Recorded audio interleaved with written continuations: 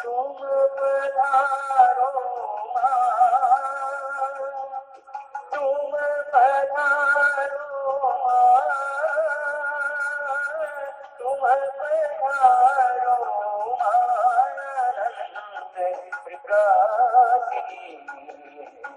तुम पधारो अनंत प्रकाशिनी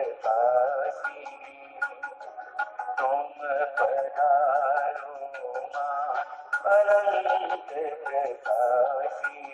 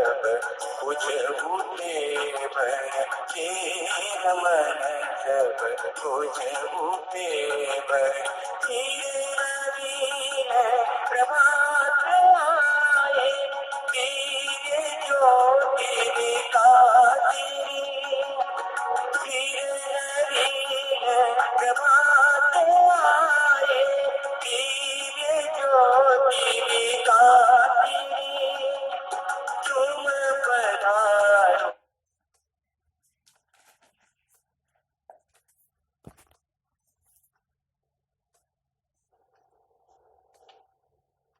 श्रीमा श्री अरविंद शरणं मम शुभ अपराह्न संलित पाठ ऑनलाइन पाठ्यचक्र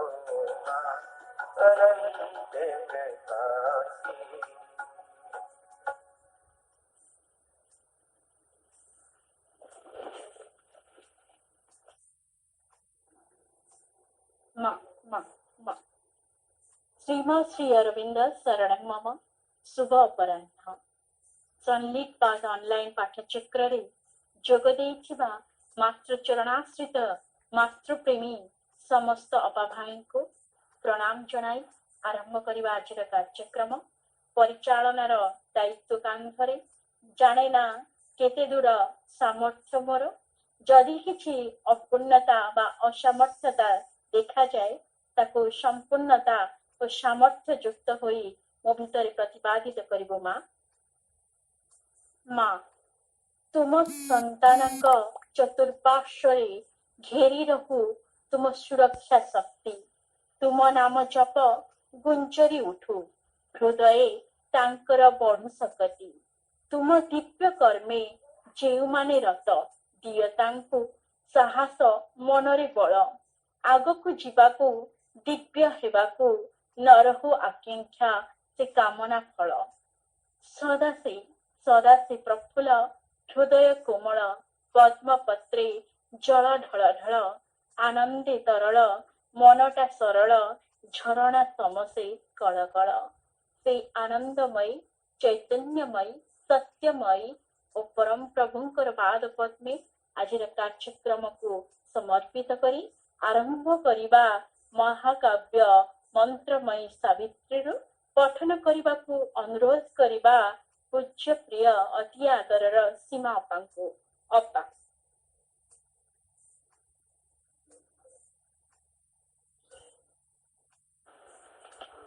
संचिता अपा पढ़ेगी अपा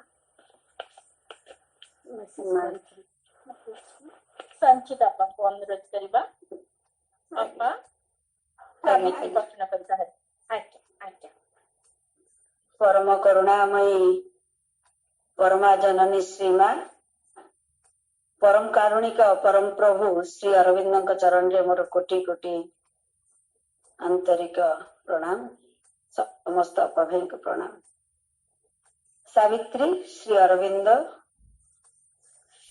book 3 the book of the divine mother canto 4 the vision and the boon. Then suddenly there rose a sacred stir amid the lifeless silence of the void. In a solitude and an immensity, a sound came quivering like a loud footfall, heard in the listening spaces of the soul. A touch perturbed his fibers with delight. An influence had approached the mortal range. A boundless heart was near his longing heart. A mystic form enveloped his earthly self. All at her contact broke from silent seal. Spirit and body thrilled, identified, linked in the grasp of an unspoken joy. Mind, members, life were merged in ecstasy. Intoxicated as with nectarous rain, his nature's passioning stretches flowed to her, flashing with lightnings, mad with luminous wine. All was a limitless sea that heaved to the moon. A divinizing stream possessed his veins. His body's cells awoke to spirit sense. Each nerve became a burning thread of joy. Tissue and flesh sparked to beatitude. Alight, the dawn unplumbed subconscious caves, thrilled with the prescience of a longed for dead, and filled with flickering crests and praying tongues. Even lost in slumber, mute, inanimate, his very body answered to her power. The one he worshipped was within him now, flame pure, ethereal trust. A mighty face appeared and lips moved by immortal words. Lips, wisdom's lips, dropped over rapture's orbs. A marble monument of ponderings, sun a forehead, side script, and large like ocean's gaze towards heaven. Two tranquil eyes of boundless thought looked into man's and saw the God to come. Two tranquil eyes of boundless thought looked into man's and saw the God to come. Ma, ma, ma, ma.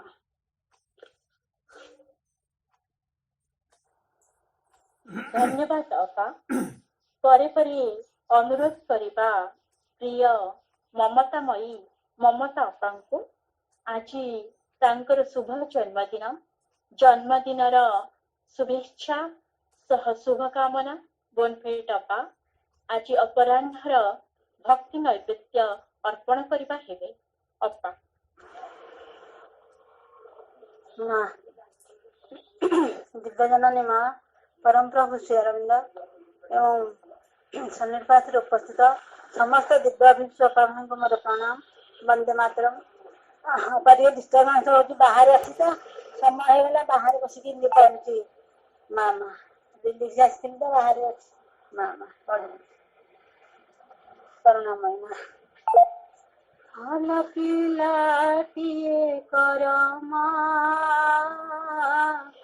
हल पिलाटिए कर तुम्हारी छरे फूलटिए करी तुम्हारी छरे फूलटिए करी तुम्हारी सौरभि भरमा तुम्हारी सौरभि भरा हल पिलाटिए करमा हल पिलाटिए कर तुम पद जीवी चाली सीखी नहीं हाथ धरी मोते नियाग चलाई तुम पद जीवी चाली सीखी नहीं हाथ धरी मोते नियाग चलाई चला पथ जदि पाद मोर खसे चला पथ जदि पाद मोर खसे से निहारे तोड़ी नियमा से निहारे तोड़ी निया हल पिलाटिए करमा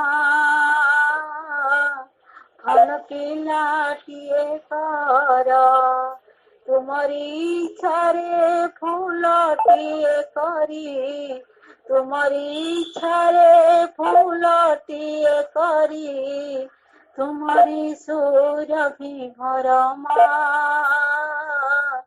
तुम्हारी सुरभि भर सुख दुख जहा बाछी देव मोरे तुम दान बोली बरी सधीरे सुख दुख जहा बाछि देव मोरे तुम दान बोली बरी सधीरे तुमरी इंगिते चला ममते तुमरी इंगिते चला ममते तब दिव्य गुणे भर मंतर तुम चेतनारे कर रूपांतर तुमरी आशीषे पीयूष बरसे तुमरी आशीषे पीयूष बरसे मो जीवन सार्थक कर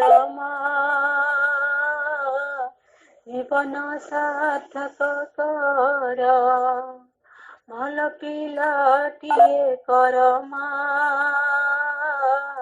भल पिलाटिए कर तुमरी इच्छारे फूलटिए करी तुमरी इच्छारे फूलटिए करी तुमरी सुरभि भरमा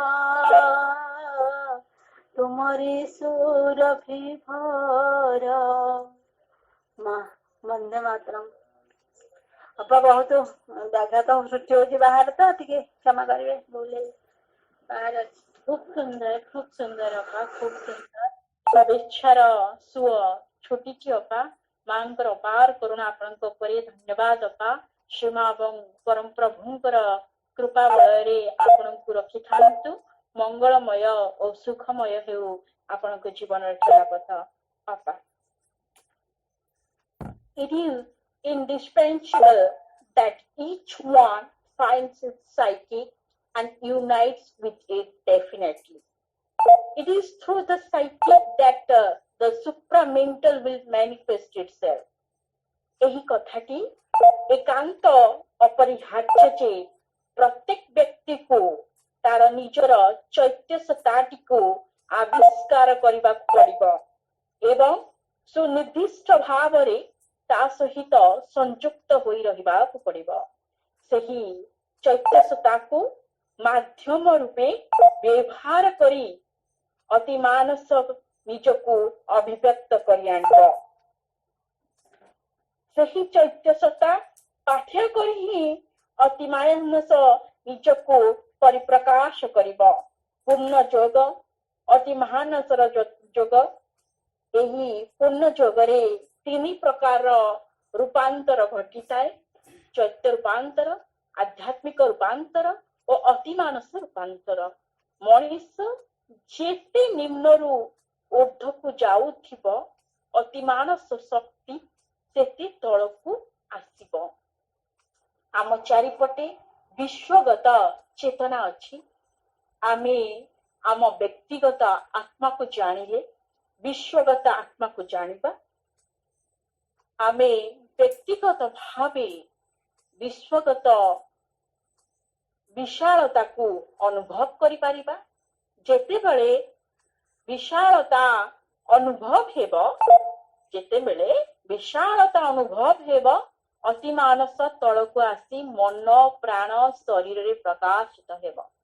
मन आत्मा को उपलब्धि न कले पूर्ण जोगरे अधिक बाट जाई पारिबा नाही। निम्न प्राण मनरे अलिया आवर्जना अछि केवल चैत्य सत्ता ही परिच्छन्न अछंती। ता भितरे अतिमानस प्रवेश करिबो। रूपांतर जोगरे गति करिबा को हेले आम भितरे आम पाखरे जी अछंती तांको प्रथमे चिन्हिबा को पड़िबो। तांको प्रथमे जानिबा को पड़िबो। तांको भितरे बंचिबा को पड़िबो। कळे बळे कौशले चैत्य सत्ता को हासिल करिबा को पड़िबो। शिकारी जेपरी शिकार पछरे गोड़ाए आमको सेही बड़ी चैत्य सत्ता पछरे गोड़ाइबा को पड़िबो। माँ अछंती माँ ही चैत्य सत्ता चैत्य भूमि रे नित्य विराजित माँ तांको पाइले सब किछि पाइबा निश्चय। तेणु रवींद्रनाथ टागोर कहिछंती निज पाखे निजे पहुंचीबा पाई निज पाखे निजे पहुंचीबा पाई सबुठारु बेसी दूर ସେଇ ଗୀତଟିକୁ ଗାଇବା କଠିନ, ଯାହାର ସହଜ ସ୍ୱର। ଏହା ସହ ଆଜି ଆମର ସୌଭାଗ୍ୟ ଆମ ସହିତ ପୁଣି ଥରେ ଯୋଡ଼ି ହୋଇ ଯାଇଛନ୍ତି ସମ୍ମାନନୀୟ ଆଲୋଚକ ଶ୍ରୀଯୁକ୍ତ କରୁଣା Unmuted. ବିଶ୍ୱାଳ ଭାଇଙ୍କୁ Muted. ଅନୁରୋଧ କରିବା ଆଲୋଚନାଟିକୁ ମାଙ୍କର କୃପା ବଳରେ ଆଗେଇ ନେବେ। ଆଜି ଆଲୋଚନାର ବିଷୟବସ୍ତୁ ରହିଛି ଚୈତ୍ୟ ଆବିଷ୍କାରରେ ଶରୀରର ଭୂମିକା। ଭାଇ ପ୍ରଣାମ ଭାଇ, ସ୍ୱାଗତ କରୁଛି ଆଜିର କାର୍ଯ୍ୟକ୍ରମକୁ। Unmuted. ବନ୍ଦେ ମାତରମ୍। ସମସ୍ତ ଦିବ୍ୟ ଜୀବନ Recording has started. ଅଭିପ୍ସୁ ଆତ୍ମାମାନଙ୍କୁ ମୋର ହାର୍ଦ୍ଦିକ ପ୍ରଣାମ। ବନ୍ଧୁଗଣ, କାଲିର ଆଲୋଚନାରୁ ଆମେ ଯାହା ଜାଣିଥିଲେ, ଆମେ ମୁଖ୍ୟତଃ ବାସ୍ତବ ଜୀବନର କଥା ଉପରେ ବେଶୀ ଆଧାରିତ କରି କଥା ହେଉଛୁ। ତ ତତ୍ତ୍ୱଭିତ୍ତିକ କଥା ଯେତିକି ଆମେ ଆଲୋଚନାର ପରିସରକୁ ଆଣିନୁ, ତତ୍ତ୍ୱକୁ ନେଇ ଜୀବନ ବଞ୍ଚିବାର କୌଶଳଟିକୁ ବା ପ୍ରକ୍ରିୟାଟିକୁ କିପରି ଅଧିକ କ୍ରିୟାଶୀଳ କରିପାରିବା, ଆଉ ଆମ ଦୈନନ୍ଦିନ ଜୀବନରେ ଯାହା ସମସ୍ୟା ହେଇ ଛିଡ଼ା ହୋଇଛି ତାକୁ କିପରି ଆଗକୁ ନେଇପାରିବା, ସେ ବିଷୟରେ ମୁଖ୍ୟତଃ ଆମେ କଥାବାର୍ତ୍ତା ହେଉଛୁ। କାରଣ ଏହି କାର୍ଯ୍ୟକ୍ରମ ଆଗରୁ ଆମେ ଏ ବିଷୟରେ କଥା ହେଇଥିଲୁ ଯେ ସତ ସତିକା ଆମେ ତ ବହୁତ କଥା ଜାଣିଲୁଣି, ବହୁତ ବହି ପଢ଼ୁଛୁ, ଆଉ ବହୁତ କାର୍ଯ୍ୟକ୍ରମରେ ଆମର ଅଭିଭାଷଣ ରଖୁଛୁ, କିନ୍ତୁ ବାସ୍ତବ ଜୀବନରେ ଆମେ ଅଟକୁଛୁ କେଉଁଥିପାଇଁ ଆମର ଏ ଜୀବନ ସତରେ ତାଙ୍କ ପାଇଁ ଏକ ଉତ୍ସର୍ଗର, ଏକ ନିବେଦନର ଧୂପଟିଏ ହେଇପାରିନି। ଯାହା ବି ହେଉ, ଆଜି ଯେହେତୁ ବିଷୟ ଅଛି ଚୈତ୍ୟ ଆବିଷ୍କାରରେ ଶରୀରର ଭୂମିକା, ଆଉ ମୁଁ ସେଇଟିକୁ ଆଉ ଟିକେ ଭିନ୍ନ ଭାବରେ କଥା ହେବା ଯେ ଚୈତ୍ୟ ସାଧନାରେ ଶରୀରର ତପସ୍ୟା ଅର୍ଥ ଆଜି ପର୍ଯ୍ୟନ୍ତ ଯେଉଁ କାଲି ଆଲୋଚନାରୁ ଆମେ କଥା ହେଇସାରିଛେ ଯେ ଶରୀର ମନ ପ୍ରାଣ ଧୀରେ ଧୀରେ ସଚେତନ ଆଡ଼ିକି ଏବେ ଗତି କରିଛି, ଆଉ ଏବେ ଚୈତ୍ୟ ତାଙ୍କୁ ଆଢ଼ୁଆଳରେ ଥାଇ ଧୀରେ ଧୀରେ ଉର୍ଦ୍ଧ୍ୱକୁ ନେବେ। ବା ଯେମିତି ଅପା କହିଲେ ଯେ ଆମେ ଯେଉଁ ତ୍ରିବିଧ ରୂପାନ୍ତର କଥା ମନରେ ରଖିଛୁ, ସେହି ରୂପାନ୍ତର ଗୁଡ଼ିକ ଧୀରେ ଧୀରେ ଏଇ ମନ ପ୍ରାଣ ଶରୀର ବା ଶରୀରରେ ଯେଉଁ ପ୍ରକାଶିତ ହେବ, ତା କିପରି ସେ ସୁଯୋଗ ସେ ନେବ, ସେ କିପରି ନିଜକୁ ପ୍ରଭୁଙ୍କ ପାଇଁ ଯୋଗ୍ୟ କରିବ, ତାଙ୍କ ସହିତ ସମ୍ମିଳିତ ହେବ ଆଉ ଏକାକାର ହେଇଯିବ। ଯେମିତି ଆମେ ଆଗରୁ ଜାଣୁ ଯେ ମୀରାବାଇ କିପରି ପ୍ରଭୁଙ୍କ ସହ ଲୀନ ହୋଇଗଲେ, ତାପରେ ଆମେ ଦେଖିଛୁ ଅର୍ଥାତ୍ ଶୁଣିଛୁ ଯେ ମୀରା ହିଁ ନାହାନ୍ତି, କେବଳ କୃଷ୍ଣ ହିଁ ଅଛନ୍ତି। ଯାହା ବି ହେଉ, ଏଇ ନିଜକୁ ସମ୍ପୂର୍ଣ୍ଣ କୃଷ୍ଣରେ ଆମେ ନିଜକୁ ପରିଣତ କରିବା, ସବୁ ସମୟରେ ଅନୁଭବ କରିବା ମୁଁ ଯେମିତି ସେଇ ଭଗବାନ ଚୈତ୍ୟ, ଆଉ ମୁଁ ଏମିତି ଏକ ଅଜଣା ରାଇଜର ଲୋକ ବା ଶକ୍ତି ବା ସାମର୍ଥ୍ୟ ଯେ ମୁଁ ନିଜର ସ୍ୱଧର୍ମ ବଳରେ ନିଜର ସାମର୍ଥ୍ୟକୁ ପୂର୍ଣ୍ଣ ରୂପରେ କିପରି ବିକାଶ କରିବି। ଭାଇ ଭଉଣୀମାନେ, ଆଲୋଚନାକୁ ଆଗକୁ ନେବା ଆଗରୁ ମୁଁ ଗୋଟିଏ ସଙ୍ଗୀତଟିଏ ପରିବେଷଣ କରିବାକୁ ଚାହିଁବି। ଅଜଣା ରାଇଜ ପଥିକ ଆମେରେ ଅତି ଦୁଃସାହସିକ ଯାତ୍ରୀ, ଅଜଣା ରାଇଜ ପଥିକ ଆମେରେ ଅତି ଦୁଃସାହସିକ ଯାତ୍ରୀ ମାନିବାନି କିଛି ବାଧା କି ବନ୍ଧନ ମାନିବାନି କିଛି ବାଧା କି ବନ୍ଧନ ଆସୁ ଅବା ଅମାରାତ୍ରି ଅଜଣା ରାଇଜ ପଥିକ ଆମେରେ ଅତି ଦୁଃସାହସିକ ଯାତ୍ରୀ ସ୍ୱଧର୍ମରେ ଆମେ ଯିବା ଶିଖିଛୁ ଜାଣୁନା ସୀମିତ ଗଣ୍ଡି ସବୁ ଅବସ୍ଥାରେ ସବୁରି ଭାବରେ ସମୟକୁ ଥାଉ ଉଣ୍ଡି କେତେବେଳେ ଆମେ ଖୋଳରେ ନଥାଉ ବି ବନ୍ଧନରେ ସ୍ୱୟଂକ୍ରିୟ ସତ୍ତା ମୁକ୍ତେ ଭୁଲୁଥାଉ ଏଇ ବିଶ୍ୱ ଇଥରରେ ଧରିବ କେଆସ ଅଛି କା ସାହସ ଧରିବ କେଆସ ଅଛି କା ସାହସ ଅସୀମ ପଥର ସୂତ୍ରୀ ଅଜଣା ରାଇଜ ପଥିକ ଆମେରେ ଅତି ଦୁଃସାହସିକ ଯାତ୍ରୀ ଅଜଣା ରାଇଜ ପଥିକ ଆମେରେ ଅତି ଦୁଃସାହସିକ ଯାତ୍ରୀ ନିଆଁକୁ ଧରିବା ସହଜ ନୁହେଁରେ ଅଛି କାହା ହାତରେ ବଳ ତ ନିଜକୁ ତୁ ହିଁ ଚିହ୍ନି ନ ପାରିଲେ କେମିତି ଧରିବୁ ଧର ଅନୁଶାସନରେ ବନ୍ଧା ତୋର ମନ କେମିତି ଯେ ବଦଳିବୁ ଅନ୍ତରର ଆତ୍ମା ବିଶାଳ ନ କଲେ କିପରି ମତେ ଛୁଇଁବୁ ମୁଁ ହିଁ ତାଙ୍କ ଧନ ମୁଁ ହିଁ ତାଙ୍କ କର୍ମ ମୁଁ ହିଁ ତାଙ୍କ ଧନ ମୁଁ ହିଁ ତାଙ୍କ କର୍ମ ମୁଁ ହିଁ ଯନ୍ତ୍ର ସିଏ ଯନ୍ତ୍ରୀ ଅଜଣା ରାଇଜ ପଥିକ ଆମେରେ ଅତି ଦୁଃସାହସିକ ଯାତ୍ରୀ ଅଜଣା ରାଇଜ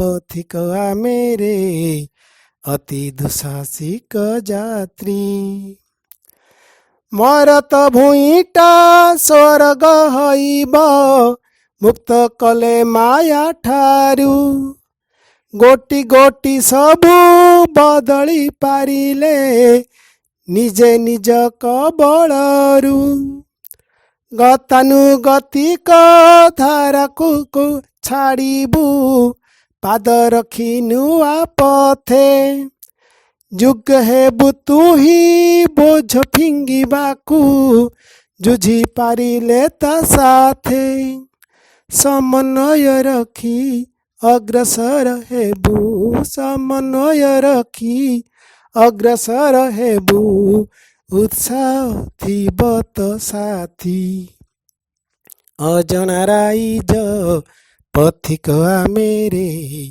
ଅତି ଦୁଃସାହସିକ ଯାତ୍ରୀ ଅତି ଦୁଃସାହସିକ ଯାତ୍ରୀ ମାନିବାନି କିଛି ବାଧା କି ବନ୍ଧନ ମାନିବାନି କିଛି ବାଧା କି ବନ୍ଧନ ଆସୁ ଅବା ଅମାରାତ୍ରି ଅଜଣା ରାଇଜ ପଥିକ ଆମେରେ ଅତି ଦୁଃସାହସିକ ଯାତ୍ରୀ ଅତି ଦୁଃସାହସିକ ଯାତ୍ରୀ ଅତି ଦୁଃସାହସିକ ଯାତ୍ରୀ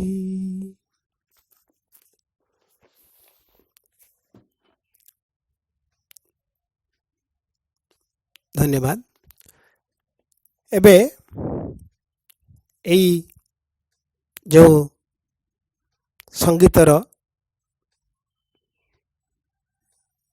ପଂକ୍ତିରୁ ଆମେ ଯାହା ଅନୁଭବ କରୁଛୁ ଯେ ଆମେ ସମସ୍ତେ ଅତ୍ୟନ୍ତ ଦୁଃସାହସିକ ଯାତ୍ରୀ କାରଣ ମା कहती जेमिति नूतन पृथ्वी बा नूतन विश्व आविष्कार करने एक दुस्साहसिक पदक्षेप सेमिति निज आत्मार आविष्कार करने बा चैत्य को आविष्कार करने एक दुस्साहसिक पदक्षेप। आलोचना आरंभ मु प्रथमे ममता आपाकर यही शुभ जन्मदिन रे तांकर चैत्य बा तांकर ये आत्मा को सम्मान जनाऊँगी। आशा करिबा अपा ए वर्ष तमाम नूतन सामर्थ्य शक्ति रे भरी उठंतु आउ तांको एई आजिर आलोचना हुए तो किछि खुराक जुगे पारे केमिति से तांकर मन प्राण शरीर को समग्र चैत्य रे उबुटुबु करिवे बा सेथिरे गाधोई देबे ए विषय से नीरवरे निश्चल निज भीतर को भेदंतु। भाई भणी माने आमे गत काली आलोचन रे आमे कथा हैतिले जे शरीर किपरि पूर्णता पाइब आउ चैत्य किपरि ताकू एई दिगरे सहयोग करिवो। आउ एथिरे आमे एमिति कथा हैतिले जे शरीरर पूर्णतारे जो चैत्यर प्रभाव अच्छी सेटा केमिति हुए ना जेमिति गुटे छोट पिला को बड़ लोकटे चलांती बा किछि अज्ञ लोकों को ज्ञानी लोक चलांती ठीक सेमिति चैत्य शरीर को तार अज्ञानतरे तार अजाणतरे तार हेतु न हवा अवस्थारे ताको चलेले एबे से चालू चालू कार्य लागू लागू ता भितरे नूतन संभावना बा नूतन किछि अछि से अनुभव कलानी आउ एणिकी ताको आउ तार चैत्य चलेबेनी से निजको चैत्य को आविष्कार करिवो ता अर्थ नुहे जे चैत्य तांको चलेबेनी सबु जेमिति एक आपेक्षिक कथा अर्थात से ही सबु किछि से दुईटी नुहंती बा से बहुत नुहंती से एक पुणी से बहुत एटा आमे सब जानिछु। जा भी आज कालीर कथा अनुसार आमे देखिबा जे धीरे धीरे चैत्यमय आलोकमय बा एई भगवानमय हवा पाई शरीर किपरि धीरे धीरे निजको योग्य करिवो। आउ ए विषय रे आमे माँ श्रीनंदकर बहुत बही बहुत तथ्यगत कथा आमे सब जानिछु से कथा बारंबार कथा आइछु जे कौन से गोटे धाड़ी बा शब्दटीए अक्षरटीए बा पंक्तिटीए नहीं आमे जदि जीवनर ताहा प्रयोग करिबा ताहेले केबे भी आमे एई चैत्य पाखरे पहुँचबारे विलंब हेबनी बा अन्य पक्षरे से आलोक आमको मन को ता आड़ को टाणी नहीं जीवो। किंतु आमे सब बेले से टिके दूरे रहू बा करने को टिके पश्चातपद हो जाऊ। तेणु से माँ कहते जे मो कथा को कदापि शिक्षा उपदेश बोली ग्रहण करिबो नाही कारण सेगुड़िक सब बेले मु क्रियात्मक शक्ति रूप में ग्रहण करि थाए एवं से उद्देश्यटी को विच्युति करि पकाइले सेगुड़िकर असल शक्तिटी प्रकृत रे नष्ट हो जाए। तेणु ये भाई भणी मैंने आम अनुभव करथिबा ए बाणीटी मध्य आम सब जानी तेबे जानिचंती मु केवल खाली बुझीबा पई गुटे आशा नेली जे सबु जानिकी जेमिति आमे करूनु ए विषय माँ को निश्चित जना थिला सेथिबाई से एई बाणीटी देउचंती जे तांकर जे जतेक कथा ता केबे भी शिक्षा उपदेश नुह काहा को बुझेरा पई काहा को माने जणेबा पई नुह ताकू बरं हे उठिबा पई ए सब कथा से कहउचंती। आ जते बेले आमे सेई कथाटी को अमान्य करू उपदेशटी को बा सेई ଜ୍ଞାନଟିକୁ ପ୍ରୟୋଗ କରିବା ପାଇଁ ନ ଚାହୁଁ ସେ କହୁଛନ୍ତି କ'ଣ ହୁଏ ସବୁବେଳେ ନା ତାହା କ୍ରିୟାତ୍ମକ ତାର ଯେଉଁ ଦିଗଟି ଥିଲା ସେଇଟା ସିଏ ହରେଇ ବସେ ବା କ୍ରିୟାତ୍ମକ ଶକ୍ତିଟି ସିଏ ଆଉ କାର୍ଯ୍ୟରେ ପରିଣତ ହୋଇପାରେନି। ଆଉ ଏଇ ଉଦ୍ଦେଶ୍ୟଟି ଯେତେବେଳେ ବିଚ୍ୟୁତି ହୋଇଯାଏ ନଷ୍ଟ ହୋଇଯାଏ ସେତେବେଳେ ମା କହୁଛନ୍ତି ଅସଲ ଶକ୍ତିଟି ନଷ୍ଟ ହୋଇଯାଏ। ତାମାନେ ଆମେ ଯାହା ହେଉଥିବା ଦରକାର ଆଉ ହେଇପାରୁନା। ଆପଣମାନଙ୍କ ଆଗରେ ଏସବୁ ଉଦାହରଣ ହଜାର ହଜାର ଉଦାହରଣ ଅଛି। ସାଧାରଣଟିଏ ଉଦାହରଣଟିଏ ଗୋଟିଏ ବି ନେଇପାରିବା। ଧରନ୍ତୁ ଆମେ ଫେଜ୍ ନ୍ୟୁଟ୍ରାଲ ଯଦି ନ ହୁଏ ତାହେଲେ ଆମର ବଲ୍ଟି ଜଳେନି ବା ଫ୍ୟାନ୍ଟିଏ ଘୁରେନି ଇତ୍ୟାଦି ଇତ୍ୟାଦି। ଟିକେ ବି ଢିଲା ହୋଇଗଲା ପରେ ଧରନ୍ତୁ ଆମେ ଗ୍ୟାସ୍ରେ ଭାତ ରାନ୍ଧୁଛୁ କ'ଣ ଯଦି ଟିକେ କିଛି ତ୍ରୁଟି ହୋଇଯାଏ ବିରାଟ ବଡ଼ ଭୟଙ୍କର ଅବସ୍ଥା ସୃଷ୍ଟି ହୋଇପାରେ। ତେଣୁ ଆମକୁ ସବୁବେଳେ ଏଇ କଥାକୁ ନଜର ଦେବାକୁ ପଡ଼ିବ ଯେ କୌଣସି ଏକ କଥାକୁ ଆମେ ନିଷ୍ଠାପର କେମିତି ମାନିବା। ମା ଯେ ପ୍ରଥମ ଥର ପାଇଁ ଏ କଥା କହୁଛନ୍ତି ନୁହଁ, ସମଗ୍ର ବିଶ୍ୱର ଆରମ୍ଭରୁ ଯାହା ଯାହା ଘଟଣା ଘଟି ଚାଲିଛି ସବୁ କ୍ଷେତ୍ରରେ ଏଇ ନିଷ୍ଠାବାନ ହିଁ ମୂଳରେ ଅଛି। ସବୁ କ୍ଷେତ୍ରରେ ଏଇ ସୁଯୋଗ ଅଛି ଯେ ଯିଏ ଯେତିକି ନିଜକୁ ଦାୟିତ୍ୱବାନ ହେଉଠିବ ନିଷ୍ଠାବାନ ହେଉଠିବ ତା ଜୀବନରେ ସବୁକିଛି କର୍ମ ଭିନ୍ନ ଆକାର ଧାରଣ କରିବ। ନଚେତ ଆମେ ଏତେ ଦିନ ପାଠ ପଢ଼ୁଛୁ ଏତେ ଜ୍ଞାନ ଜାଣୁଛୁ ଏତେ କଥା ଜାଣୁଛୁ ତାପରେ ଯେଉଁଠି ଥିଲେ ସେଇଠି କେମିତି ରହୁଛୁ ବା ସେଇଠି ଆମେ କେମିତି ଯେ ନିଜକୁ ଉପରକୁ ଉଠିବାରେ ସହାୟକ ହୋଇପାରିନୁ। ଏତେ ଜ୍ଞାନ ଜାଣିଲା ପରେ ଆଜି ବି କାହିଁକି ଆମେ ହତାଶ ନିରାଶ ଭିତରେ ଜୀବନଯାପନ କରୁଛୁ। ତେଣୁ ଭାଇ ଭଉଣୀମାନେ ଆମର ମନ ପ୍ରାଣ ଶରୀର ଏସବୁ ଶୁଣୁଛି ଜାଣୁଛି କିନ୍ତୁ ପ୍ରକୃତରେ ପରିସ୍ଥିତିକୁ ସମ୍ମୁଖୀନ ହେବା ପାଇଁ ଚ୍ୟାଲେଞ୍ଜକୁ ଗ୍ରହଣ କରୁନି। ଏସବୁଦିନେ ଆମେ ଏସବୁକୁ ଅନୁଭବ କରିଥିବା ସାହସ ଜୁଟେଇ ପାରୁନି। ନଚେତ ମା କହୁଛନ୍ତି ମୁଁ ତୋ ପାଖରେ ସଦାବେଳେ ଅଛି ରକ୍ଷା କବଚ ଭଳି ଅଛି। କିନ୍ତୁ ଆମର ମୂଢ଼ତା ଅଜ୍ଞାନତା ଛଳ ସ୍ୱଭାବ ଆମକୁ ବରାବର ଯେ ଏ କ୍ଷେତ୍ରରୁ ଦୂରକୁ ନେଇଯାଉଛି।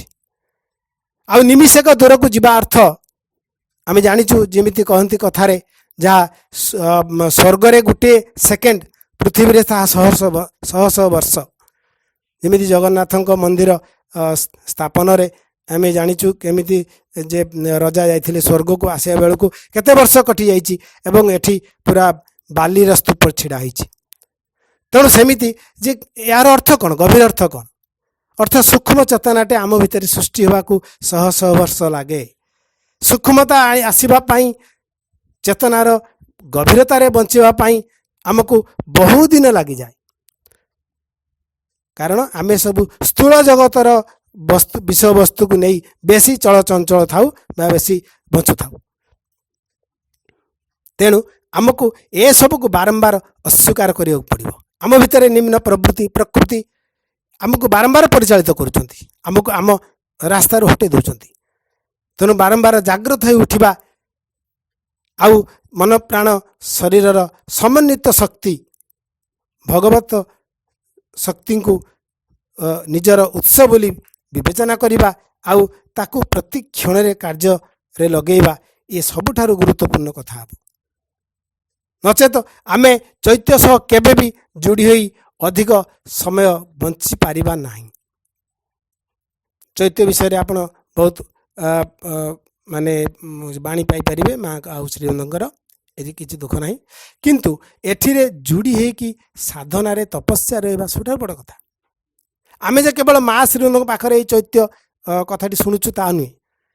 ଆମେ ସମସ୍ତେ ବହୁତ ଆ ଭିତରେ ପ୍ରାଜ୍ଞ ବୟସ୍କ ଏବଂ ଜ୍ଞାନୀ ଗୁଣୀ ମହାନ ସାଧକ ଅଛନ୍ତି।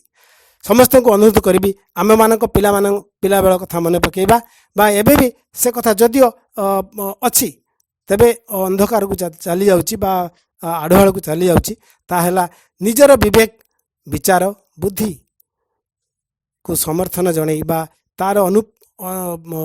ତା ଅନୁସାରେ ଆମେ କେତେ ଜୀବନ ବଞ୍ଚୁଛୁ।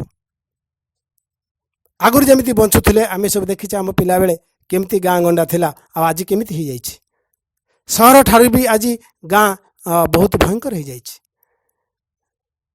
तेणु ए सबुर कारण है साधारण छोट छोट कथा जमीती आम अक्षर शिक्षा ठारू जदि आम सठिक भाव में अक्षर को शिखी था जानी था तापर जो वर्णबोध पढ़िले कि आउ कौन बहिषु पढ़िले ही था। आज एमए क्लास रे आम अक्षर को नहीं मास्टर प्रश्न माने उठाता बा आम अक्षर बा अन्यान्य सब जावतीय ज्ञान आज केमिति एते अधूरा हो गला ना आमे केमिति आक सब बायपास कर चली आसचु। जहाँ भी हो आमे कालीर आलोचनारू आज आउ टिके कथा को आगो को बढ़ेबा जे एई चैत्य संपर्क आसीगला परे व्यक्ति भितरे से किपरि सौसम्य भाव रे निजर अग्रगति को आरंभ करिवो बा निजर पूर्णता पथरे निजर थिबा संभावना को नहीं आगो को आगेबो। आमे जानू जतेबेले जणे केही सचेतन हो जाए सचेतन न हवा पर्यंत आमे बारंबार तो कहवाक पड़े सचेतन होला परे से तेणिकी निजे निज गोड़े चले बा निज काम करे बा निज कथा करू करू अन्य मानकर भी दायित्व निए। ये धरतु अति निकटतर गोटे छोट उदाहरण भी दे पारिबा आम कथार जमीती अच्छी बाँराही बुलुवा युवक युवती मानू जदि विवाह बंधन रे बांधिदेवे से माने घर जो कौन दायित्व बुझु नथिले बा भल मंदरे पचारू नथिले बा कौन कथार धार धरू नथिले से माने क्रमशः दायित्ववान हो उठती सचेतन हो उठती प्रेमी हो उठती घर मुहा हो उठती। आउ से आम कथार कहू जे कांधरे जुआली पड़िले एमाने बाट को आपे आपे चली आसबे बा कांधरे पड़िले बजे शिखिबे एमती अनेक कथा कहू।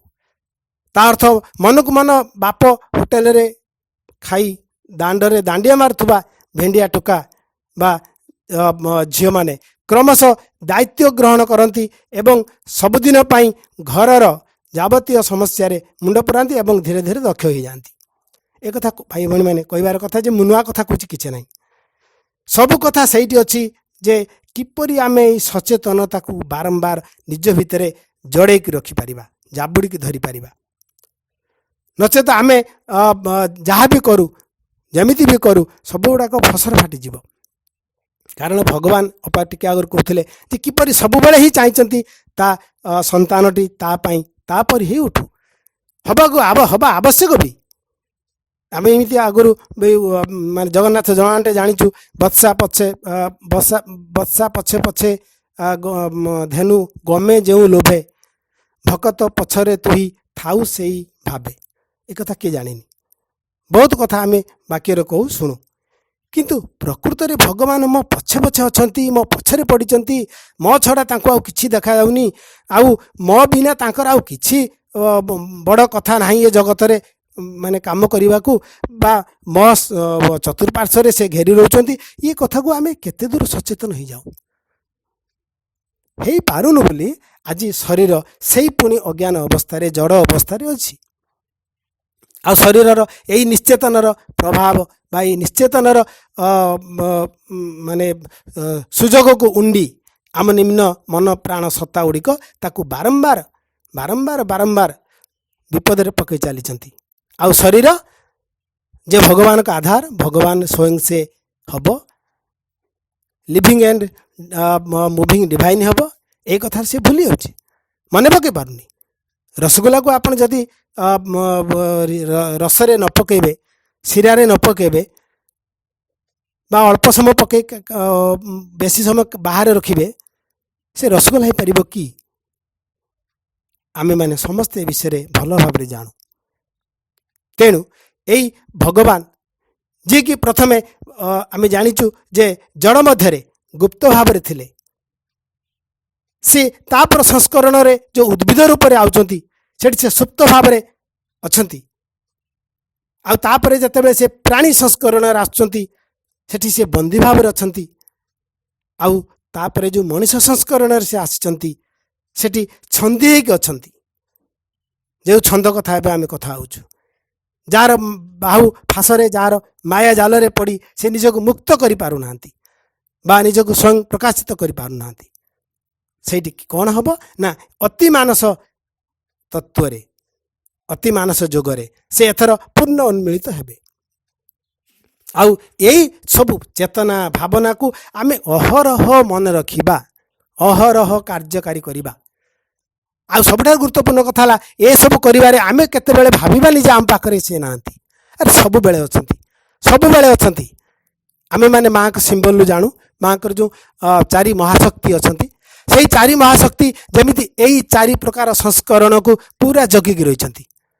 ଯେମିତି ଆମେ କହିପାରିବା ଯେ ମନର ଯେଉଁ ସଂସ୍କରଣ ଯେତେବେଳେ ହେଇଛି ସେତେବେଳେ ମାହେଶ୍ୱରୀଙ୍କ ଶକ୍ତି, ପ୍ରାଣର ସଂସ୍କରଣରେ ମହାକାଳୀଙ୍କ ଶକ୍ତି, ଶରୀରର ସଂସ୍କରଣରେ ସରସ୍ୱତୀଙ୍କ ଶକ୍ତି, ମା ସରସ୍ୱତୀଙ୍କ ଶକ୍ତି, ଆଉ ଆତ୍ମାର ସଂସ୍କରଣରେ ମହାଲକ୍ଷ୍ମୀଙ୍କ ଶକ୍ତି ଯେମିତି ସବୁବେଳେ କାର୍ଯ୍ୟକାରୀ ଅଛନ୍ତି। ଆଉ ଏଇ ଶକ୍ତିମାନେ ବ୍ୟକ୍ତିକୁ ତାର ପ୍ରକୃତ ସ୍ୱଧର୍ମକୁ ନେଇଯିବା ପାଇଁ ସହାୟକ ହେଉଛନ୍ତି। ଆଉ ସବୁଠାରୁ ଗୁରୁତ୍ୱପୂର୍ଣ୍ଣ କଥା ହେଲା ଏବେ ଆଉ ଆମେ ଯେଉଁ ମହାନ ସମୟରେ ଉପସ୍ଥିତ ଶ୍ରୀ ଅରବିନ୍ଦଙ୍କର ଯେଉଁ ପୁଣ୍ୟ ଯୋଗର ଯେଉଁ ସମୟ ଚାଲିଛି, ସେ ସମୟରେ ସେ କହୁଛନ୍ତି ବ୍ୟକ୍ତି ଯେଉଁ ମହାନ ଶକ୍ତିରେ ପରିଣତ ହେବ, ମହାମାନବରେ ପରିଣତ ହେବ, ତାହାକୁ ସେ ଆଉ ଏଇ ମନ ପ୍ରାଣର କର୍ମ ସରିଯାଇଛି, ଏଥର ସିଧା ସିଧା ଶରୀର ଆଉ ଏଇ ଚୈତ୍ୟର ସମ୍ପର୍କକୁ ନେଇ ମା ସରସ୍ୱତୀ ଆଉ ମହାଲକ୍ଷ୍ମୀ ତାକୁ କାର୍ଯ୍ୟରେ ଲଗେଇଛନ୍ତି। ସବୁବେଳେ ତା ପାଖାପାଖି ଗୋଡ଼େ ଗୋଡ଼େ ଜଗିଛନ୍ତି, କୌଣସି ମୁହୂର୍ତ୍ତ ବି ତାକୁ ଛାଡ଼ି ନାହାନ୍ତି। ଯେମିତି ଆମେ ବାଲିବନ୍ଧ ଜାଣିଥିବା ନଦୀ ଭିତରେ କଲାବେଳେ ଯେ ଟିକେ ସମସ୍ୟା ହେଲେ ବନ୍ଧରେ ପାଣି ଧଡ଼ିକି ପଶିଯାଏ, ସେମିତି ଆମେମାନେ ଯେଉଁ ଜଗତରେ ଅଛୁ, ଯେଉଁ ନିମ୍ନ ପ୍ରକୃତି ନିମ୍ନ ସ୍ୱଭାବର ଜଗତ ଯେଉଁ ଅଛି, ସେଇଠି ବୀରଶକ୍ତି ସବୁବେଳେ ଉଙ୍କି ମାରିକି ଅନେଇଛି କେତେବେଳେ ଆମେ ଦୁର୍ବଳ ହୋଇପଡ଼ିବା, କେତେବେଳେ ଆମେ ଅନ୍ୟମନସ୍କ ହେଇଯିବା, କେତେବେଳେ ଆମେ ନିଜକୁ ଭୁଲିଯିବା, ଆଉ ସିଏ ଧଡ଼ିକି ପଶିବ। ଭାଇ ଭଉଣୀମାନେ, ସେଇଥିପାଇଁ ମା ସରସ୍ୱତୀଙ୍କ ଶକ୍ତି ଆମେ ଶୁଣିଛେ ମା ବହିରୁ ଖୁଣ୍ଟି ନାଣ୍ଟି ପର୍ଯ୍ୟବେକ୍ଷଣ ସେ କରନ୍ତି ଏବଂ ବ୍ୟକ୍ତିକୁ ଉର୍ଦ୍ଧ୍ୱରୁ ଉର୍ଦ୍ଧ୍ୱକୁ ନେବା ପାଇଁ କେତେ ତତ୍ପର ଥାନ୍ତି ଆଉ ସହାୟକ ହୋଇଥାନ୍ତି। କିନ୍ତୁ ଆମେ ଯେତେବେଳେ ପଢ଼ୁ ବହିଟି ବା ଯାବତୀୟ ବହି ଯେମିତି କହିଲି ସବୁ କେବଳ ପଢ଼ିଦେଉ, ପୁଣି ଯଥାସ୍ଥାନରେ ରୁହେ, ଆମେ ଯେଉଁଠି ଥିଲେ ସେଇଠି। ତେଣୁ ଆମକୁ ଏଇ ଭିତରେ ଅଗ୍ରଗତି କରିବାକୁ ହେବ। ଏବେ ଦେଖିବା ଯେ ଚୈତ୍ୟର ଯେଉଁ ଆକର୍ଷଣ କିପରି ଶରୀର ତାକୁ ସାଧନା ରୂପରେ ନେବ ସେ ବୁଝି ସାରିଲାଣି। ସେଥିପାଇଁ ଯେତେବେଳେ ଭୁବନେଶ୍ୱର ସ୍କୁଲ ହେଇଥିଲା ମା ବ୍ଲେସିଂ ଦେଇଥିଲେ କିପରି ଜଡ଼ ଚେତନାକୁ ପ୍ରକାଶ କରିବ। ଏ କଥା ଜଣେ ବିଦ୍ୟାଳୟ କରୁଥିବା ଅନୁଷ୍ଠାନକୁ କାହିଁକି ଦିଆହେବ ଯେ ଜଡ଼ ଚେତନା କ'ଣ ପ୍ରକାଶ କରିବ? ତାକୁ ଅନ୍ୟାନ୍ୟ କ'ଣ ଗୋଟେ ଧାର୍ମିକ ବାଣୀ ଦେଇଥାନ୍ତେ, ଯେମିତି ଆମେ ସବୁ ପାଠଚକ୍ରରେ ଆଲୋଚନା କରୁଛେ ମାଆଙ୍କ ଶକ୍ତି, ପ୍ରଭୁଙ୍କର କାର୍ଯ୍ୟ ଇତ୍ୟାଦି ଇତ୍ୟାଦି ବିଭିନ୍ନ ଏଣୁତେଣୁ କଥା ସବୁ ଆଲୋଚନା କରୁଛେ। ଏଠି ଜଡ଼ ସହିତ ଏଠି ଚେତନାର ସମ୍ପର୍କ କ'ଣ ଅଛି? ତେଣୁ ଆମେମାନେ ଜାଣିଛୁ, ଆମେମାନେ ଯେଉଁ ନୂଆ ଯୁଗର ମଣିଷ ହେବା, ନୂଆ ଇଏ ହେବା, ଏସବୁ ଜାଣିଛୁ ଆମେ ଯେ ସେଇଠି ଜଡ଼ ବିନା ହେବ କେମିତି, ବା ଏଇ ଜଡ଼ ତ ତାକୁ ପ୍ରକାଶ କରିବ ନା। ତେଣୁ ଜଡ଼ ଶରୀର ଯେତେବେଳେ ଏବେ ତାକୁ ସାଧନା କରୁଛି, ଧୀରେ ଧୀରେ ଅନୁଭବ କରିବାକୁ ଆରମ୍ଭ କଲାଣି, ମା ଶିକ୍ଷା ବହିରେ କହୁଛନ୍ତି ଏଇ ଜଡ଼ ଶରୀରକୁ ଆମକୁ 3 ପ୍ରକାର ପଥରେ ତାକୁ ସଚେତନ ବା ଜାଗ୍ରତ କରିବାକୁ ପଡ଼ିବ। ଗୋଟେ କହୁଛନ୍ତି ଯେ ଶରୀରଗତ ଯାବତୀୟ କ୍ରିୟାଶୀଳତାର କ୍ଷେତ୍ରରେ ଏକ ନିୟନ୍ତ୍ରଣ ଓ ଶୃଙ୍ଖଳା ଅର୍ଜନ କରିବାକୁ ହେବ। ଆମର ଶରୀରଗତ ଯାବତୀୟ କ୍ରିୟା ଅଛି, ତାର ସବୁ କିଛି ନିୟନ୍ତ୍ରଣ ଆଉ ଶୃଙ୍ଖଳା ଆମକୁ ଶିଖିବାକୁ ପଡ଼ିବ। ଏବଂ ଭେରି ବିଗିନିଂ, ମା କହୁଛନ୍ତି ଜନ୍ମର କେତୋଟି ମୁହୂର୍ତ୍ତ ମଧ୍ୟରେ ଆମେମାନେ ପ୍ରାୟତଃ ମୁଁ ଦେଖିଛି, ଆମେ ମାନେ ପାଚକ ଲୋକ ଯେହେତୁ ଆମମାନଙ୍କ ଘରେ ବି ହୁଏ, ଅନ୍ୟମାନଙ୍କୁ ତ ଛାଡ଼, ଶିଶୁକୁ ଯେମିତି ଅବୋଧ ଭାବନ୍ତି, କିଛି ଜାଣିନି। ସେ ଜନ୍ମ ହେଲା ପରେ ତା ଆଗରେ ଯେତେ ପାଟି ମୁଣ୍ଡ ଗଣ୍ଡଗୋଳ, ଯେତେ ପ୍ରକାରର ତାର ଯେଉଁ ଖାଇବା, ମଳମୂତ୍ର ତ୍ୟାଗ କରିବା, ବା ତାର ଶୋଇବା, ବା ତାର ପରିଷ୍କାର ପରିଚ୍ଛନ୍ନତା, ତାର ଯାବତୀୟ ଯତ୍ନରେ ଏତେ ଅବହେଳା ଆମେ କରୁ। ଭାଇ ଭଉଣୀମାନେ, ସେଇଠୁ ହିଁ ଆରମ୍ଭ ହୁଏ ଶରୀରକୁ ଆମେମାନେ ଅବହେଳା କରି କରି ଚାଲୁ। କିନ୍ତୁ ମା ବହୁତ ଏଠି ସତର୍କ କରିଛନ୍ତି, ପିଲାଟିକୁ ତମେ ପୁରା ଦିବ୍ୟ ଶିଶୁ ବୋଲି ଧରିବ, ଦିବ୍ୟ ଆଧାର ବୋଲି ଧରିବ, सी यही जन्म गोटे शरीर पाई गोटे घंटा है कि 5 दिन है कि 5 मासर शिशु बोले आम बाहर देखुचु ताकू शरीर किंतु प्रकृत से भितर यही 2 घंटा 5 घंटा 5 दिन शिशु कि से केते जन्मर यही ज्ञान गारिमा सामर्थ्य शक्ति को बहन कर आगू चली आमे काले आलोचना करथिले ए विषय शिक्षा बही माँ केमिति लिखिथिले जे चैत्य को प्रकाश करिबा पई शरीर जेमती जन्मरु जन्म तार अभिज्ञता को साउटी साउटी चलुची अब आमे माने जेहेतु अधिक जानिछु ए विषय बेसी आलोचना आवश्यक नाही जे आमे जे केवल पुनी काली भारतीय हबा जे एशिया हबा ई भी नाही बा हिंदू हबा मुसलमान ई भी नाही चैत्यर तार जो माने ज्ञान बा तार अभिज्ञता नहीं शरीर रे रूपायित पूर्ण मात्रा रे हवा पर्यंत से केते जे जोनी केते जे आधार आउ केते जे देश विदेश परिभ्रमण करिवो तार सीमा नहीं कारण अपा टिके आउर कहउथले आमे सुनिचे केमिति चैत्य रूपांतर हबो आध्यात्मिक रूपांतर हबो अति मानस रूपांतर हबो तेणु ए पर्यंत यात्रा एत सहज कथा नुई ताले छोट शिशु अमलरू आमको एते सचेतन होबाक पड़िबो एते जागृत होबाक पड़िबो काले आमे कथा होतले केमिति जणे अपा केमिति कहउथले आम परिवार रे काहे कि आमे सेटा करि पारुनु योग्य ही पारुनु ता कारण एटी आमे पूरा बिगिनिंग रे जगुनु जोटु भी जानिलुनी सेउटी भी आमे अवहेला करि करि चालुछु अन्य मानको सम्मुखीन होई पारुनु मु जानि जे एटा भी आम परिवार रे आम गां गंडा रे घटुची आमे जदि किछि कहू ए पिलाटू काहे कि एमति कहउछ ता गाल रे काहे हाथ मारुछ ता मुह रे का मुह दे कहू से होटू अनेक अभियोग करती तमे एका पिला जन्म करिछ आमे आ देखिछु कि आमे कोन पिला जन्म करिछु कि बा ताकू जदि कहबो जे तार एबे खाइबा समय कि अमुक समय एमिति खवांती बा एठी ढोल बाजा पिटनी आमे जानिछु तो एबे जो डीजे बजे कि जते नाचुचंती ता पिलार माने हृदकंपन कौन करथबो वयस्क लोकर करथबो बा तार कर्ण कोहर केमिति होथबो ए तो आपण माने सब भल भाव जानती केते डिसिबल माने वाद्य रो शब्द हेने ठीक होबे आमे माने जानि कि भी आम निज को कहि पारुनी निज को बंचे पारुनी पड़िसा को भी कहि पारिबानी आउ अन्य मान तो पछ कथा आउ आमे दोष दो पुलिस आगर दायित्व नेलानी अरे मु निजे जानि कि निज कथा करि पारुनी से कई दायित्व नब मु निज कथा निजे बुझी पारुनी अन्य को मु दोष दे कि खुशी होची जहाँ भी हो तेज शरीरगत जावतीय क्रियाशीलता क्षेत्र में आमको संपूर्ण भाव में गोटे सुंदर योजना करा पड़ो पूरा योजना योजना करी आम पिला बेलू करवा एबे जदि आम सचेतन होचे एबे ठारू भी करवा आम बहुत शरीर अंग प्रत्यंग विषय आप जानती तार क्रिया विषय जमी फिजिकल एजुकेशन आम जे मानकर थिला बा नाही जदि आम एमती शुणी बुझी जहाँ आउ पढ़ी ताकू आमको नियंत्रण करा पड़ो आ श्रृंखला अर्जन करा पड़ो छोट कथा नुहे चिंता करूँ पूर्णांग शिक्षा केन्द्र एक कथा को निया कि ना पाठचक्र मानक एक कथा को आलोचना करा हुए ना पाठचक्र आम जो आसू बसु खाऊ ध्यान करूँ आलोचना शुणु तापर आउ 1 2 है जो घर को चली जाऊ आ भितर आमर ये सब ज्ञान फुटी उठे कि तेणु ये सब को आमको ध्यान देवा पड़ो से आम कथा आते आम वास्तव दिग उपर केतटा आलोचना करवा जहाँ आमको आउ टिके पछकू नहीं नब सतरे कौन मुझे एत कथा जानी माने किपर ताको अवहेला कर पारुछि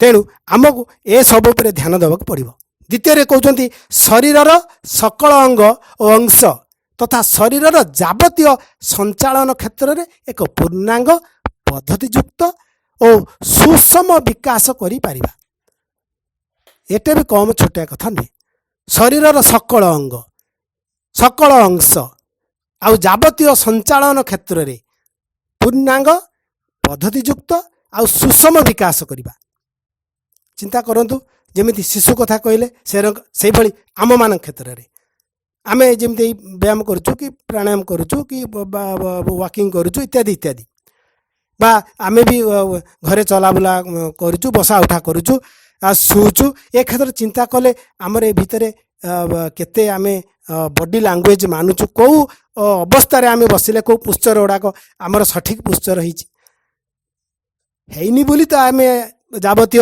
सब आसन गुड़ा करूँ कौन अमुक आसन कर समुक आसन कर अंटा बिंधा कम मुंड बिंधा कम से हाथ बिंधा कम इत्यादि इत्यादि बा पेट ठीक रहा किडनी फुस इत्यादि इत्यादि कथा सब करूँ तेणु ए क्षेत्र में आम सचेतन ही करूँ कि ନା ଆଜି ଅପା ଯେମିତି ସ୍ୱାସ୍ଥ୍ୟ କ୍ଲାସ୍ କରୁଛନ୍ତି 5ଟାରୁ 5:30 ସେଇଭଳି କାଲି କଥା ହେଉଥିଲେ ବା ଏମିତି ପ୍ରତିଦିନ ଭାବରେ କେମିତି ଗୋଟେ ଡ୍ୟୁଟି କଲା ଭଳି କରୁଛୁ ନା ତାକୁ ପରେ ମୋ ଭିତରର ଆଜୁ ପ୍ରସ୍ତୁତ ହେଲେ ଯେମିତି ଆମେ କହୁଛେ 1,00,000 ଆଜି ରଖିଦିଅ ଏତେ ଦିନ ପରେ ଏତେ ଲକ୍ଷ ପାଇବ ଚିଟ୍ ଫଣ୍ଡରେ ଯେମିତି ସବୁ ଠକିଲେ ଏତେ ରଖିଦିଅ 5 ଡବଲ ହେଇଯିବ ବା ରଖିଦେଲେ 2 ଡବଲ କି 5 ଡବଲ କ'ଣ ଗୋଟେ ହେଲା ତାପରେ ମୂଳରୁ ଚାଲିଗଲା ସେଥିରେ ବରଂ ଆମେ ବିଶ୍ୱାସ କରିପାରିବା କିନ୍ତୁ ଭଗବାନ ଯେଉଁ କହିଛନ୍ତି ଏ କଥାକୁ ଆମେ ତାଙ୍କ ଭୋଗ ଖାଇବା ତାଙ୍କରି ନାଁରେ ତାଳ ଚାପଡ଼ ମାରିକି ଚାଲିଯିବା କିନ୍ତୁ ତାଙ୍କ କଥା ନେଇକି ନିଜକୁ ତିଆରି କରିବା ନାହିଁ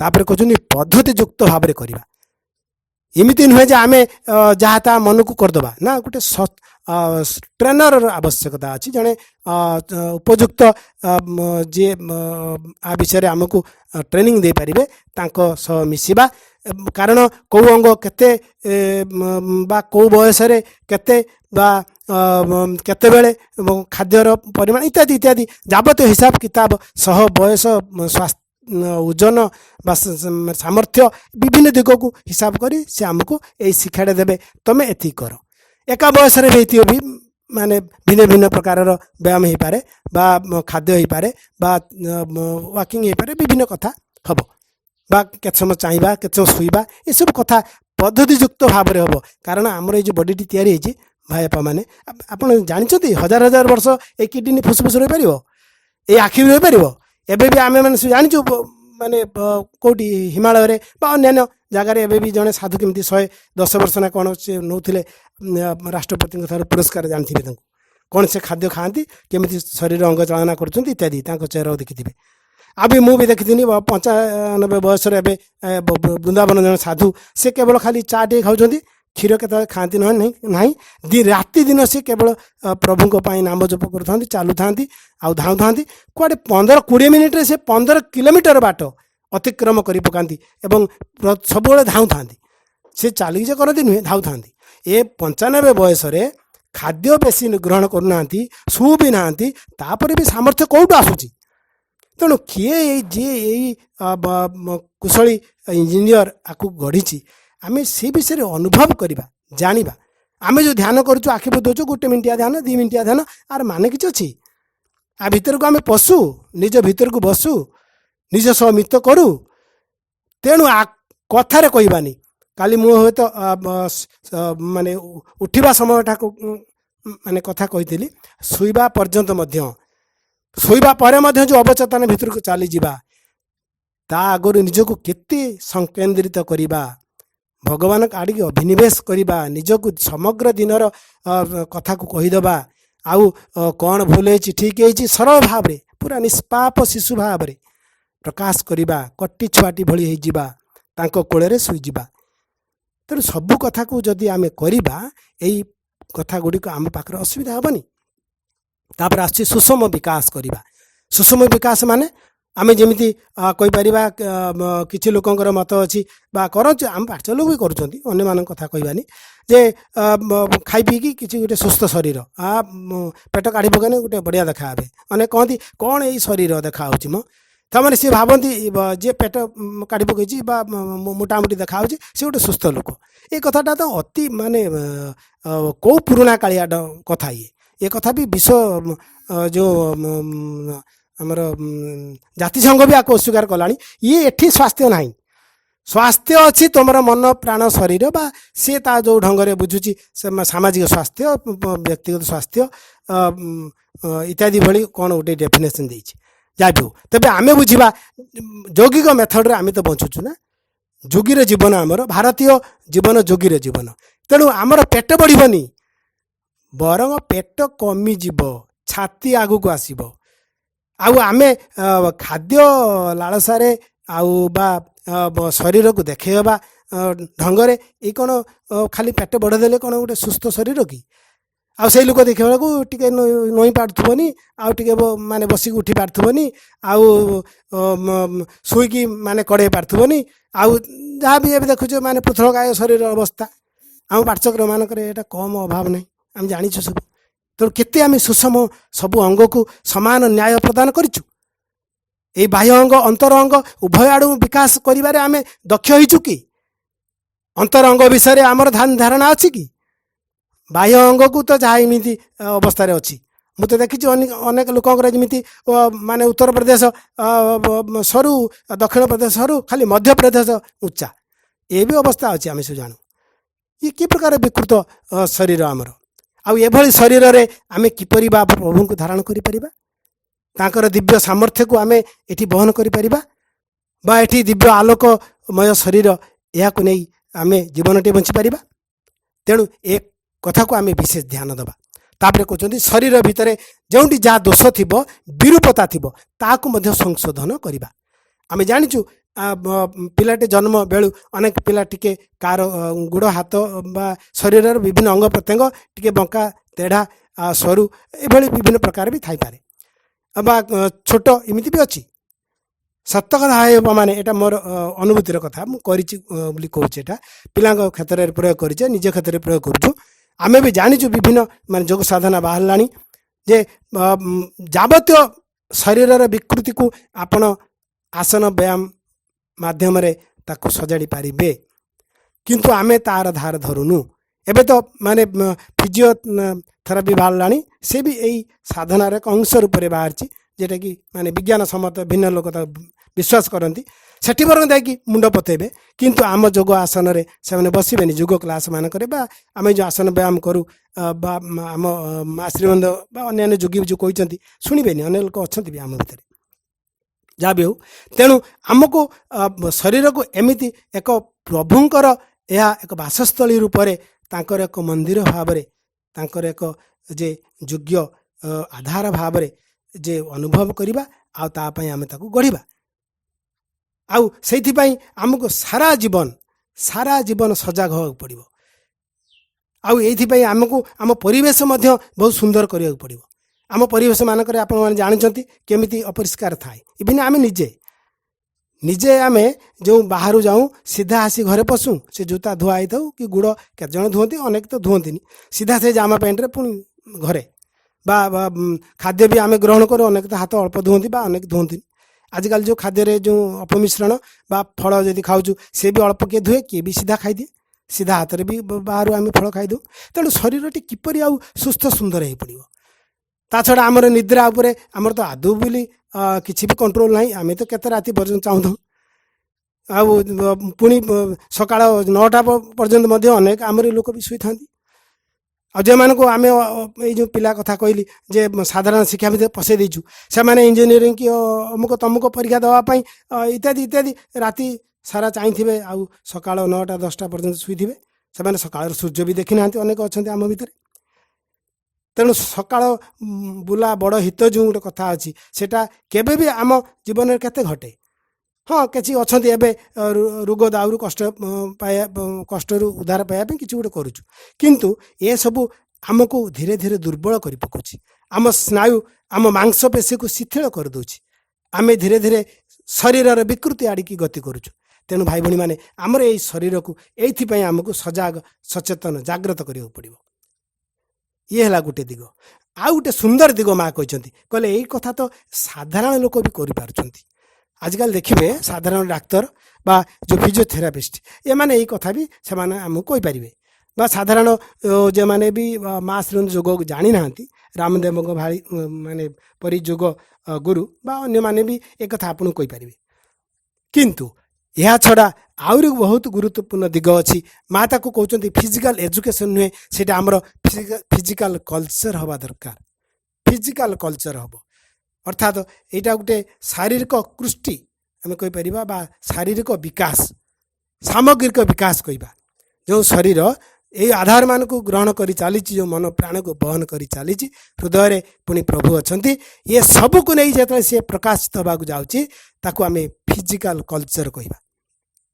ସେ ବିଷୟରେ ସେ ଗୋଟେ କଥା କହୁଛନ୍ତି ଯେ physical culture is the best way of developing the consciousness of the body, and the more body is conscious, the more it is capable of receiving the divine force that are at work to transform it and give birth to the new race।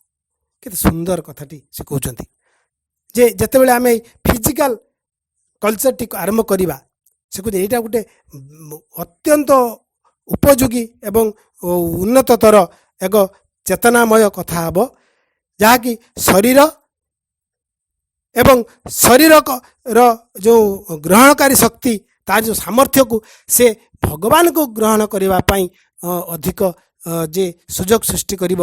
ଆଉ ସବୁଠାରୁ ବଡ଼ କଥା ହେଲା ସେ transformation କ୍ଷେତ୍ରରେ, ଗୋଟେ ନୂଆ ଜନ୍ମ କ୍ଷେତ୍ରରେ ସହଯୋଗୀ ହୋଇପାରିବ ବା ସାହାଯ୍ୟ କରିପାରିବ। ତେଣୁ ଶାରୀରିକ କୃଷ୍ଟି ଏଇ ଫିଜିକାଲ ଏଜୁକେସନ୍ ଠାରୁ ଆହୁରି ଅଧିକ ଆବଶ୍ୟକତା। ତାମାନେ ଆମେ ଯେଉଁ ବ୍ୟାୟାମ କଥା ହେଲେ, କୁସ୍ତି କଥା, ବା ଆମେ ସନ୍ତରଣ କରିପାରିବା, ଖେଳ ବି ନେଇପାରିବା, ବା ଖାଦ୍ୟ କଥା ବି ଆମେ ନେଇପାରିବା, ମାନେ ଯେଉଁ ସାଧାରଣ ଏଜୁକେସନ୍ ବା ଶିକ୍ଷାରେ।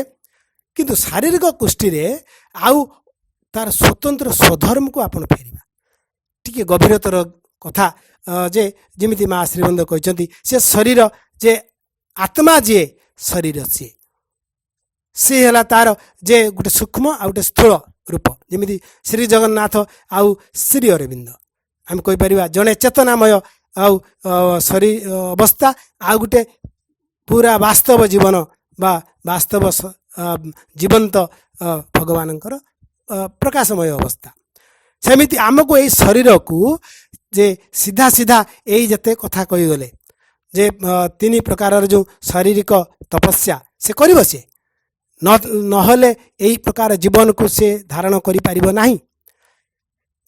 ଆଉ ଭଗବତୀ ଶକ୍ତିର ଯେତେବେଳେ ସେ ଆଧାର ହେଇପାରିବନି, ସେତେବେଳେ ଚେତନା ବା କିପରି ତା ଦେହରେ ସ୍ଥିର ହୋଇକି ରହିପାରିବ।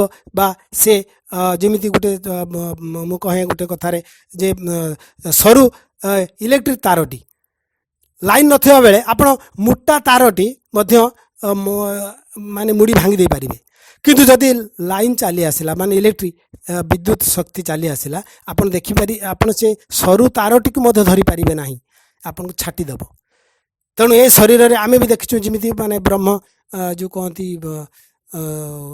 ବ୍ରହ୍ମ ରାକ୍ଷସ, ଯେଉଁ ଆମର ବିଭିନ୍ନ ଯେଉଁ ସର୍କସ ମାନଙ୍କର ଦେଖାନ୍ତି, ସେଇ ମଣିଷଟା ପୁରା ପତଳା ତମ୍ପଡ଼ାଟେ ହେଇଥିବ, ତାକୁ ଠେଲିଦେଲେ ସେ ପଡ଼ିଯିବ, ଫୁଙ୍କିଦେଲେ ଉଡ଼ିଯିବ। କିନ୍ତୁ ଯେତେବେଳେ ବ୍ରହ୍ମ ଶକ୍ତିଟି, ଯେଉଁ ବ୍ରହ୍ମ ରାକ୍ଷସ ଶକ୍ତିଟି ପ୍ରୟୋଗ କରିଦେବେ, ସେ ଏତେ ବଳିଆନି ହେଇଯିବ ଯେ ସମସ୍ତଙ୍କୁ ଓଲଟି ଦେଉଥିବ, 10, 20, 50 ଲୋକଙ୍କୁ ସେ ଘୋଷାଡ଼ି ଦେଉଥିବ। ଶକ୍ତି କେଉଁଠୁ ଆସିଲା? ଆଉ ତ ବହୁତ କଥା ଅଛି, ଯେ ବିଶ୍ୱ ପ୍ରାଣ ଶକ୍ତିରେ କିପରି ଏସବୁ କଥା ଅଛି ଆପଣମାନେ ଭଲ ଭାବରେ ଜାଣନ୍ତି। ତେଣୁ ଏଇ ଶାରୀରିକ ଗୋଷ୍ଠୀରେ ସେଇ କଥା କହୁଛନ୍ତି, ଯେ ବିଶ୍ୱ ପ୍ରାଣ ଶକ୍ତିକୁ ଆମକୁ ଆହ୍ୱାନ କରିବାକୁ ହେବ। ସେଇ ମନୋଭାବରେ ସବୁବେଳେ ବଞ୍ଚିବାକୁ ପଡ଼ିବ। ସବୁବେଳେ ସେ ମୋ ପାଖେ ଅଛି, ମୋ ସହ ଅଛି, ଆଉ ମୋ ଚତୁଃପାର୍ଶ୍ୱରେ ଅଛି, ଯେଉଁଠିକି ଯିବି ଅଛି, ଆଉ ମୋ ଉପର ତଳେ ଅଛି, ମୋ ସବୁ ଦିଗରେ ସେ ଅଛି। ଏ କଥାକୁ ସବୁବେଳେ ଯଦି ଆମେ ମନରେ ହେଜିବା, ତେବେ କେବେ ବି ଏ କଥା ଆମକୁ ଆମ ଠାରୁ ଏଇ ଶାରୀରିକ ସାମର୍ଥ୍ୟଟି ହାସଲ କରିବାକୁ କଷ୍ଟ ହେବନି।